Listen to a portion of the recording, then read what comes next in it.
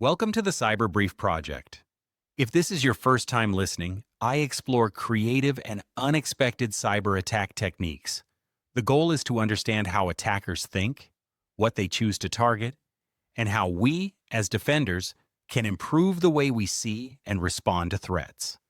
Today, we will take a closer look at one particular attack technique. We will break it down step by step, understand why it works, and consider what it means for defense. So let's get started with today's episode. Today we are looking at an attack that shows how a tool built for defenders can be turned against them. This is not about a new software bug or a zero-day exploit. It is about using what already exists in a way that defenders did not expect and doing it at scale. Researchers have been tracking a large campaign they call Sneaky Strike. It is aimed at Microsoft Entra ID accounts. That's the cloud identity service many people still know as Azure Active Directory.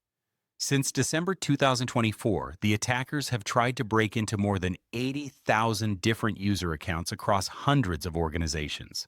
That means these accounts were targeted with login attempts, not that all of them were successfully taken over. The attackers are using an open-source framework called TeamFiltration. Open source means the code is public and free for anyone to use. This tool was originally released in 2022 by security researcher Melvin Langvik at the DEF CON Security Conference. In its intended role, it helps penetration testers, those are security professionals who simulate attacks, to find weaknesses in Microsoft Entra environments. But here's the important point. The same features that help defenders test their security can also be used by attackers to break in. Here's how they do it. They start with reconnaissance, the information gathering phase. Team filtration connects to the Microsoft Teams Application Programming Interface, or API. An API is simply a way for software systems to talk to each other. Developers use it to build apps for teams. The attackers use it differently. They send specific requests to the Teams API to see which usernames exist in a company's cloud environment.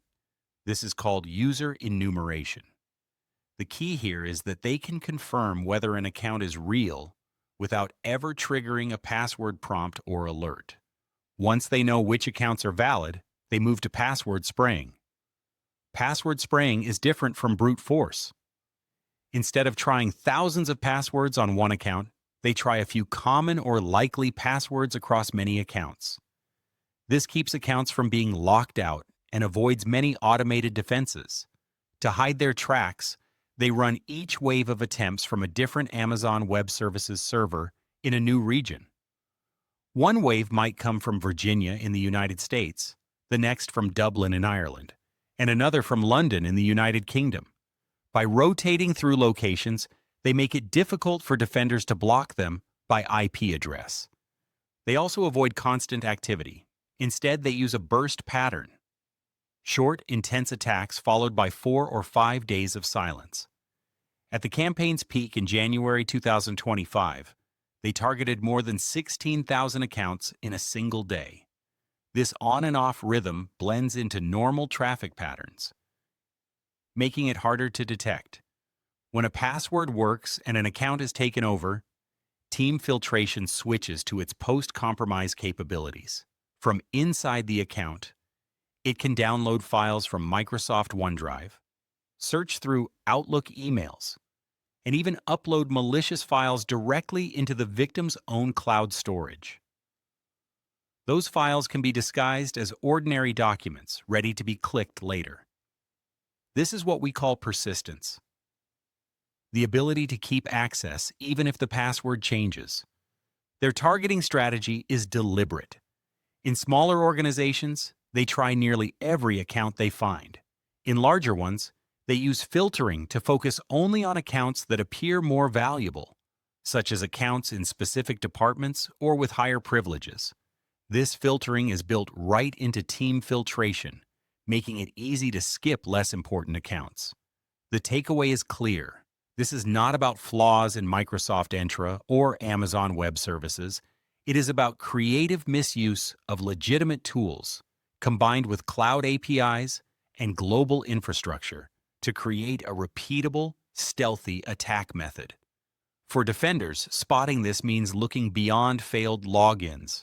It means paying attention to patterns, accounts being accessed from many regions in a short period, bursts of login attempts followed by silence, and unusual activity inside accounts after a successful login. It's worth repeating. The very tools we use to strengthen our defenses can be used to take them apart. And when attackers combine them with automation, disposable accounts, and worldwide infrastructure, they can scale those attacks faster and hide them better than ever before. I'm sharing these techniques to help defenders think more clearly about how attackers really operate. If this raised a new perspective for you, consider subscribing and sharing it with someone who would value the same. Thank you for listening.